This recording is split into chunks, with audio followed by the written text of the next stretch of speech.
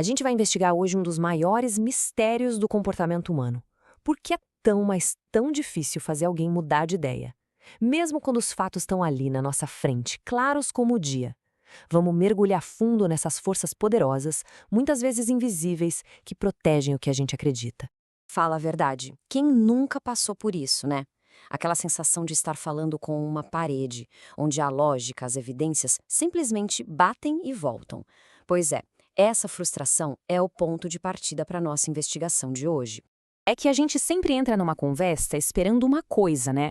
Um debate racional onde os fatos vencem. Mas a realidade costuma ser bem diferente. O que a gente encontra é uma reação emocional. E aí, as crenças não só resistem, elas cavam uma trincheira e se defendem com tudo. E a razão para isso acontecer é fascinante. Ok, vamos começar a nossa investigação pela primeira pista, os vieses cognitivos. É bom pensar neles não como defeitos, mas como atalhos mentais bem antigos, sabe? Eles foram criados para ajudar a gente a tomar decisões rápidas. O problema é que no mundo de hoje, esses atalhos muitas vezes acabam nos enganando. O primeiro, e talvez o mais famoso de todos, é o viés de confirmação. Basicamente, o nosso cérebro age como um filtro super seletivo. Ele deixa passar tudo que concorda com o que a gente já pensa e barra na porta qualquer informação que desafia nossas opiniões.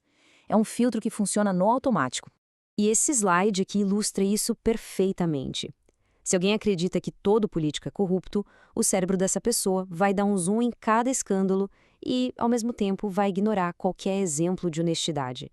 A realidade é moldada para caber direitinho na história que a gente já contou para nós mesmos.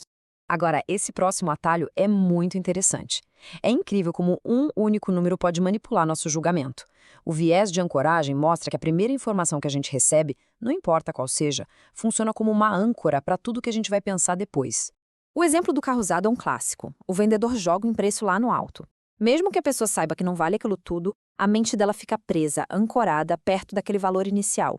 E aí todas as contrapropostas acabam girando em torno daquela primeira âncora, e não do valor que o carro realmente tem. Esse aqui mexe direto com a nossa percepção de perigo. O viés de disponibilidade é assim: se a gente consegue lembrar de algo com facilidade, porque aconteceu ontem ou foi muito dramático, nosso cérebro logo pensa que aquilo é muito mais comum do que de fato é. Notícias de crime são um exemplo perfeito. As imagens são fortes, ficam na memória. E qual o resultado? A gente fica com a sensação de que o perigo está em todo lugar, mesmo que as estatísticas mostrem o contrário. O cérebro acaba confundindo fácil de lembrar com muito provável de acontecer. Ah, essa é a famosa armadilha do agora que eu já comecei, vou até o fim.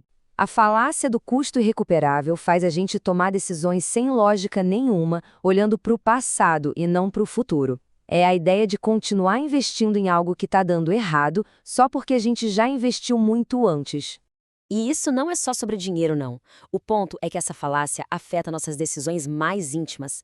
Continuar um relacionamento que já acabou só por causa do tempo investido é um exemplo muito forte de como o passado consegue prender a gente num presente que não faz mais feliz.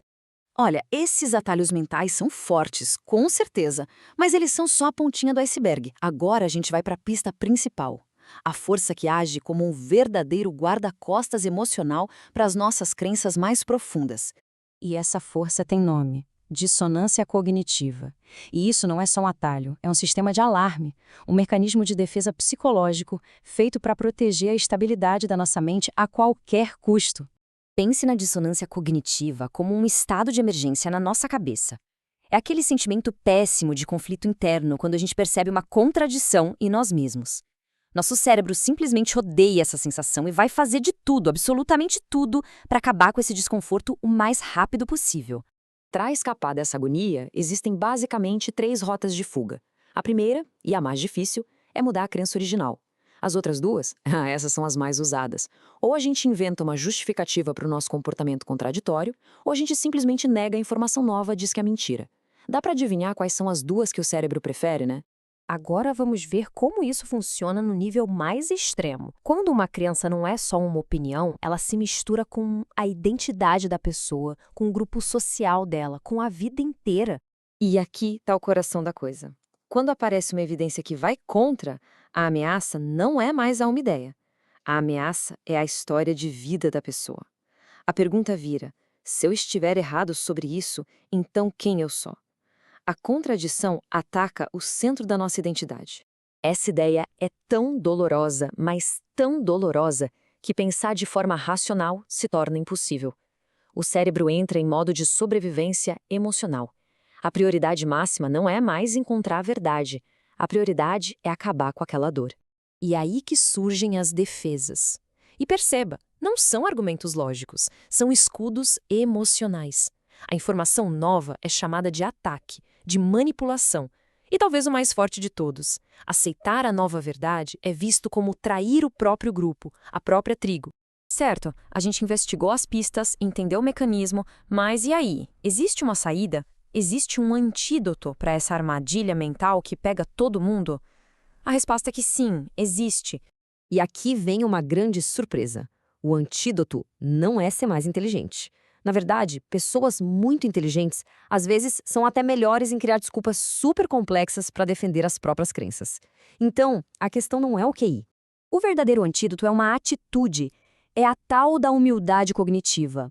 É a força emocional e o hábito de aceitar que somos falhos, de estar genuinamente aberto à possibilidade de estarmos errados. Isso nos leva à reflexão final. Num mundo que parece que empurra a gente para ter certeza de tudo, para defender nossas posições com unhas e dentes, fica a pergunta desse slide.